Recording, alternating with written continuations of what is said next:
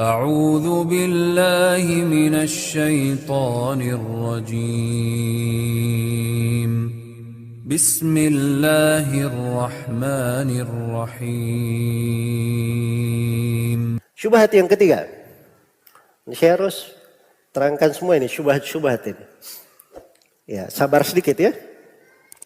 Terus kalau saya sebutkan syubhatnya, harusnya yang paling penting antum dengarkan itu jawabannya. Jangan sampai syubhatnya paham, terus jawabannya apa? Tidak paham. Oh, gawat juga nanti.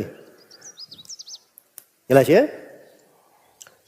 Nah, syubhat yang ketiga, ini yang paling banyak disebutkan tentang ucapan Umar bin Khattab radhiyallahu taala anhu.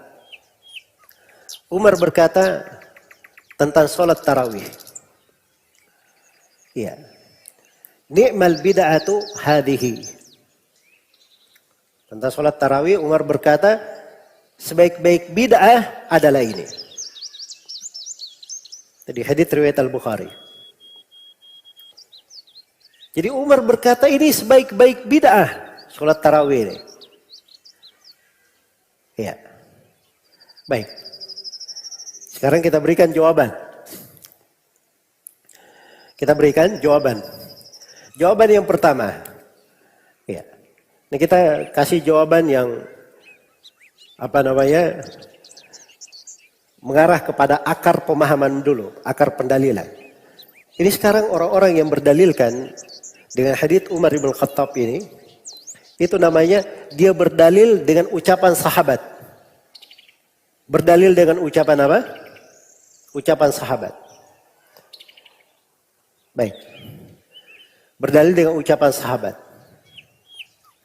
Tanya ke mereka, ucapan sahabat itu hujjah atau bukan? Ucapan sahabat itu hujjah atau bukan? Sebab orang-orang yang ini aneh bin ajaib. Jelas ya? Ketika dia berdalil dengan ini ucapan sahabat. Ucapan sahabat di tempat lain mereka tidak pakai. Tapi kok di sini bisa dipakai? Jelas ya? Maka mereka dudukkan dulu. Ini ucapan sahabat. Hujjah atau bukan? Pertanyaan berikutnya, kalau dia hujjah, hujjah di konteks apa? Kita ada hadits Nabi sudah terang jelas setiap bid'ah sesat. Terus di sini ada ucapan Umar berkata, ini sebaik-baik bid'ah. Kalau di atas pemahaman mereka, berarti ucapan Umar berselisih dengan ucapan apa? Ucapan Nabi Sallallahu Alaihi Wasallam. Sekarang kalau ucapan sahabat, kaidahnya, kalau ucapan sahabat menyelisihi ucapan Nabi, ucapan sahabat diambil atau tidak? Tidak diambil menurut kesepakatan ulama. Jelas ya? Karena mungkin sebagian sahabat berucap sebuah ucapan, dia belum tahu Nabi berucap selain daripada itu. Itu udzur bagi mereka. Baik. Itu sudut yang pertama. Kemudian sudut yang kedua, jawaban yang kedua, ini pembahasannya Umar mengatakan sebaik-baik bid'ah adalah ini. Itu di pembahasan apa? Hah?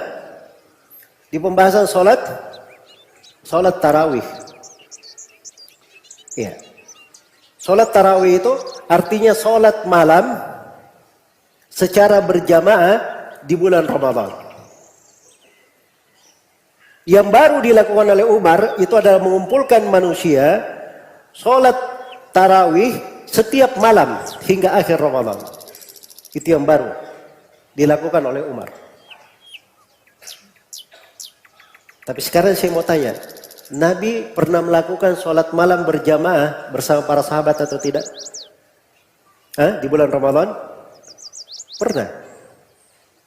Haditsnya syah dalam sejumlah riwayat. Beliau melakukannya 3 malam. Pernah beliau keluar di 1/2 malam, lalu sholat mengimami para sahabat sampai akhir malam. Apa pernah beliau keluar sholat mengimami para sahabat sampai lewat 1/2 malam? Ya.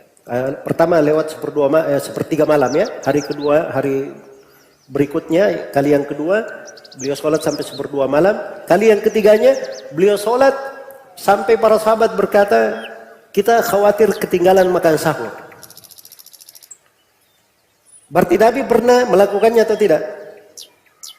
Pernah melakukannya. Sekarang sisa ditanya, apa sebabnya Nabi tidak sholat malam tidak sholat tarawih setiap malam di bulan Ramadan? Apa sebabnya? Itu ada kan diterangkan di dalam hadis Aisyah riwayat Bukhari dan Muslim. Khasyata an tufrada ala ummati.